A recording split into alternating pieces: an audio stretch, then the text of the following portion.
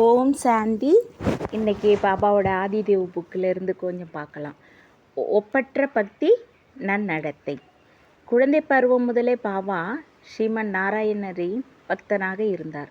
இந்த தேவதையை கடவுள் என்று எண்ணி மிகவும் அன்புடன் நினைத்து வந்தார். அவர் என்ன செய்து கொண்டு இருந்த போதிலும் அவர் விரும்பும் நேரத்தில் இந்த தேவதையின் சித்திரத்தை பார்ப்பதற்காக சிறிய நாராயணனின் சித்திரத்தை தன் பூஜை அறையில், படுக்கை அறையில், அலுவலக காப்பு பெட்டகத்தில் மற்றும் அவரது சட்டைப்பையில் கூட வைத்திருந்தார். அவர் செல்லும் கடை வீதியில் ஜயனித்துள்ள நிலையில் சிறு நாராயணனின் வண்ணப்படங்கள் விற்கப்பட்டன. இதில் மகாராணியான ஸ்ரீலட்சுமி ஸ்ரீ நாராயணனின் கால்களை ஒரு பணியாளை போல பிடித்து விடுவதாக காட்டப்பட்டிருந்தது. தாதா இச்சித்திரத்தை விரும்பவில்லை. பெண்களை தாழ்ந்தவர்களாக காட்டுவது பெருந்தவறு என்று அவர் நினைத்தார்.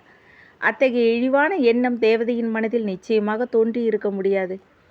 பெண்கள் ஆண்களுக்கு அணுவளவும் தாழ்ந்தவர்கள் இல்லை. ஆகவே பெண்களை தாழ்ந்தவர்களாக நடத்தி வருவது பெரிய குற்றம் என்று தாதா கருதினார். இதனால் அவர் மனம் வருந்தி அந்த சித்திரத்தை வரைந்த ஓவியரை தேடி கண்டுபிடித்து அந்த தெய்வீக சதிபதியை சமமாக உயர்த்த ஸ்தானத்தில் இருப்பதாக காட்டும்படி மீண்டும் ஒரு புதிய சித்திரத்தை வரைந்து வைக்குமாறு அந்த சைத்திரிகரிடம் கூறினார். அந்த சமயம்தான் இத்தனை காலம் வழிபட்டு வந்த ஸ்ரீ நாராயணனாகவே தாம் அடுத்த பிறவி எடுப்போம் என்று அவர் சிறிதும் நினைக்கவில்லை. காலப்போக்கில் தாதாவின் பக்தி வளர்ந்தது மட்டுமல்லாமல் எல்லா சந்தர்ப்பங்களிலும் தனது பக்தியை அச்சமின்றி போற்றி வந்தார். அலுவலகத்தில் இடையிலோ அல்லது இல்லற விழாக்களிலோ குறிப்பிட்ட நேரத்தில் பூஜை செய்ய ஒருபோதும் தவறியது இல்லை. அவசியமானால் அவர் மற்றவர்களிடம் மன்னிப்பு கேட்கவும் தவறியது இல்லை. ஆனால் அவர் தன்னை எப்போதும் மன்னித்ததும் இல்லை. பிரயாணம் செய்யும்போது ஸ்ரீமத் பகவத்கீதையில் தான் படிக்க வேண்டிய அத்தியாயத்தை நிச்சயமாக படிப்பார். தாதா கீதையின் மீது ஒப்பற்ற நம்பிக்கை வைத்திருந்தார். தாதாவின் நம்பிக்கை அவருடைய பக்தி பற்றி அவருடைய மருமகள் பி.கே. பிரிஜேந்திராஜி கீழ்கண்டவாறு குறிப்பிடுகிறார். மகாராஜாக்கள், செல்வந்தர்கள், தாதாவை அறிந்துள்ள தொழிலதிபர்கள் பாபாவின் வீட்டுக்கு விருந்துக்காக வருகை தருவது உண்டு. பல சமயங்களில் பாபா பூஜை செய்ய வேண்டிய நேரத்தில் வருகை தருவதும் உண்டு. ஆனால் பாபா தமது பூஜையை ஒத்தி போடவோ அல்லது குறைத்து கொள்வதோ இல்லை. மேலும் அவர் வாழும் விதத்திலும் எந்தவித மாறுபாட்டையும் ஏற்படுத்துவதில்லை. உதாரணமாக, அவருடைய உணவு சாத்வீக உணவு. தாதாவின் விருந்துகளில் மது, சிகரெட் ஆகியவற்றுக்கு இடமில்லை. அவருடைய முக்கிய விருந்தினர்கள் அத்தகைய எளிய விருந்து உபச்சாரங்களுக்கு பழக்கப்பட்டவர்கள் அல்ல. ஆகவே அவர்கள் தாதாவின் விருந்து உப்பு சப்பு அற்றவை என்று வெளிப்படையாக விளையாட்டாக கூறுவது உண்டு. கண்களில் ஒளி மிளிர புன்முறுவலுடன், பாபா, உங்களுக்காக எங்களுடைய தர்மத்தை எவ்வாறு விட்டு கொடுக்க முடியும்? நீங்கள் காகித பணத்தை தரும்பொழுது அதற்கு பதிலாக நாங்கள் உண்மையான வைரங்களை அல்லவா அளிக்கிறோம் என்று பதில் அளிப்பார். இதை கேட்டு அவர்கள் சிரிப்பார்கள். தீர்த்த யாத்திரை செல்வதை பாபா மிகவும் விரும்பினார். அவர் அமர்நாத், காசி, பிருந்தாவனம் மற்றும் பிரயாகை ஆகிய தீர்த்த ஸ்தலங்களுக்கு சென்று வருவதும் உண்டு. அவர் சந்திக்கும் சாது சந்நியாசிகளை தமது விருந்தினர்களாக இரவில் தங்குவதற்கு அழைப்பதும் உண்டு. ஆத்மீகம் பற்றி அவர்களுடன் சம்பாஷணை செய்து அவர் இன்புறுவார். பாபா எப்போதும் குதூகலத்துடன் இருந்தார். அவர் ஒரு சந்தோஷம் மிகுந்த மனிதர். தமது குருவின் மீது மிகுந்த நம்பிக்கை கொண்டிருந்தார். அத்தகைய குருமார்களை அழைக்க, வரவேற்க, அவர்களை தன் இல்லத்தில் இருக்க வைத்து பல்லாயிரக்கணக்கான ரூபாய்களை செலவு செய்வது அவருடைய வழக்கமாக இருந்தது. குருவின் ஆணைக்கு மிகுந்த மதிப்பு கொடுத்தார். இது பற்றி பி.கே. பிரிஜேந்திராஜி பல சம்பவங்களை நினைவு கூறுகிறார். அந்த காலத்தில் தாதா குருவின் மீது மிகுந்த நம்பிக்கை வைத்திருந்தார். ஒரு குரு தாதாவின் வீட்டிற்கு வந்தார். அவர்கள் எல்லோரையும் தாதா அன்புடன் வரவேற்றார். அவர் மிகுந்த பக்தியுடன் இருந்ததால் அவர்களை சந்தோஷப்படுத்த அவர் தங்கியிருந்த அறைகளில் பன்னீர் தெளிக்கப்பட்டது.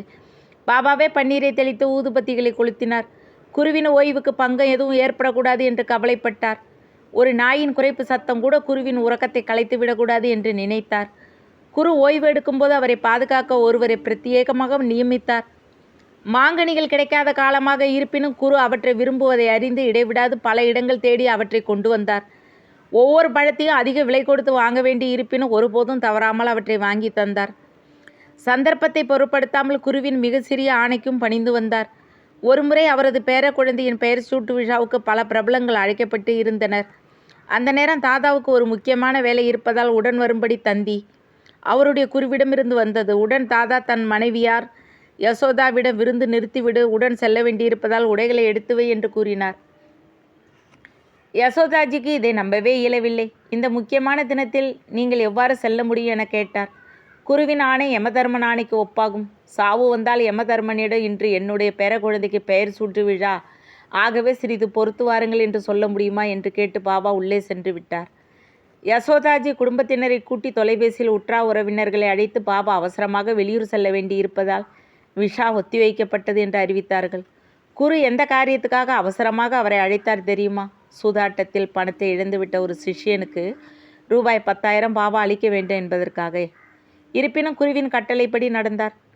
தாராள மனமுடையவராக பாபா விளங்கினார். சுயநலம் இல்லாத தான தர்மங்கள் செய்தார். அவருடன் இதில் போட்டியிடக்கூடிய ஒருவரும் அவர் குடும்பத்திலேயே இருந்தார். தந்தை வியாபாரியன் அவரது மாமன் முல்சந்து சுராலாவும் சுயநலமில்லாமல் ஏழைகளுக்கு உதவும் பங்காளியாக இருந்தார். பலமுறை பாபா தன் மாமாவின் வீட்டிற்கு சென்று இருவரும் இணைந்து வரிசையாக வரும் ஏழைகளுக்கு அள்ளி அள்ளி பணத்தை கொடுத்து இருக்கிறார்கள். தாதாவின் பக்தியும் நன்னடத்தையும் முதிர்ச்சியுடன் சக்தி வாய்ந்தும் இருந்ததால் அவருடைய ஒவ்வொரு காரியமும் நற்குணம் என்கின்ற ஒளியுடன் கூடியிருப்பதை உணர முடிந்தது. திருமணத்தின் போது அளிக்கப்படும் சீர்வரிசையில் துணிமணிகள், குடும்பத்திற்கு தேவையான சாதனங்கள் மணமகனுக்கு அளிப்பது வழக்கம். ஆனால் தாதா தாம் செய்ய வேண்டிய சீர்வரிசையில் 10,000க்கு மேல் மதிப்புள்ள வைர வைடூரியங்களை, உயர்ந்த ரத்தினம் பதிக்கப்பட்ட பொன் நகைகளையும் சீராக அளித்தார். அத்துடன் பவித்திரமும் பக்தியும் மேலோங்கி சந்தோஷமான குடும்ப வாழ்க்கை அமைவதற்கு சிறந்த கருவியான ஸ்ரீமத் பகவத்கீதையை வெள்ளியினால் கோயில் போல செய்து ஒரு பேழையில் வைத்து தனது விசேஷமாக பரிசாக வழங்கினார். அத்தகைய திருமண விழாவிற்கு தமது குருவையும் அழைப்பார். இதனால் மணவிழா ஒரு சத்சங்கமாக மாறி ஆன்மீக சூழ்நிலையில் முற்றும் பெறும். இப்போது பாபா கோடீஸ்வரராகிவிட்டார். அவரது குடும்பம் மிக தொன்மை வாய்ந்தது. அத்தகைய உயர்நிலையில் இருந்ததால் சமமான செல்வந்தர் வீட்டிற்கே தனது பெண்களை மணமுடித்து கொடுப்பார் என்று எதிர்பார்க்கப்பட்டது.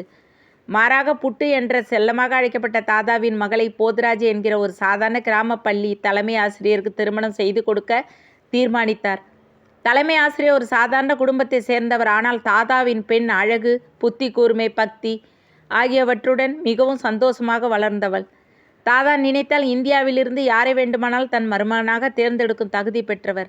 ஆனால் போத்ராஜ் ஒரு ஆன்மீகவாதியாக இருந்ததால் தாதாவும் அவருக்கு மிகுந்த மரியாதை அளித்தார்.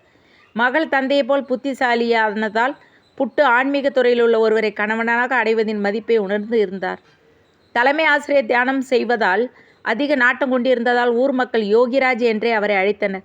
இதன் காரணமாகத்தான் தாதா எதிர்ப்புகளைக் கண்டு அஞ்சாமல் அவரை தேர்ந்தெடுத்தார். தன் வீட்டை விட்டு சென்ற பிறகும் தன் மகள் பக்திமிக்க சூழ்நிலையிலே வாழ்ந்து வருவதை மிகவும் விரும்பினார். மனதில் சாந்தி இல்லாமல் வெறும் பணத்தை மட்டும் வைத்து கொண்டு இருப்பது தீங்கு விளைவிக்கும். செல்வம் இல்லாவிட்டாலும் அமைதியான இல்லறம் சொர்க்கத்திற்கு சமம் என்பதை தாதா நன்கு உணர்ந்து இருந்தார். தேங்க்ஸ் பாபா. ஓம் சாந்தி. நாளை பார்க்கலாம்.